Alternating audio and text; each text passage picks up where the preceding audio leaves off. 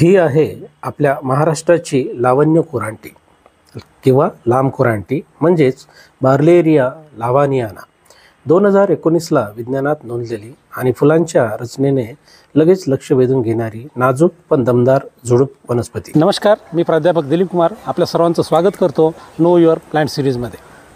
झुडूप सुमारे 1.5 मीटरपर्यंत वाढतं।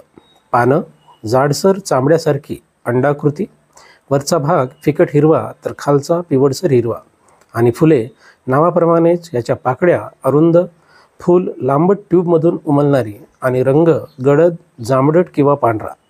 लांबी 7 ते 11 सेंटीमीटर म्हणजेच हातात घेतल्यावरही लांबी जाणवेल इतकी। ही वनस्पती महाराष्ट्रापुरतं स्थानिक आहे। याचा आढळ औरंगाबाद, नाशिक, गवताळा परिसरासारख्या कोरडवाहू खडकाळ अधिवासात बघायला मिळते। सप्टेंबर ते डिसेंबर हा फुलोऱ्याचा पीक सीझन। औषधीबाबत थोडं धीरानं। बार्लेरिया वंशात अनेक औषधी प्रजाती असल्या तरी बार्लेरिया लावानियानासाठी स्वतंत्र ठोस वैद्यकीय पुरावे सध्या मर्यादित, म्हणून औषधी दावे करण्याआधी संदर्भ तपासणे आवश्यक।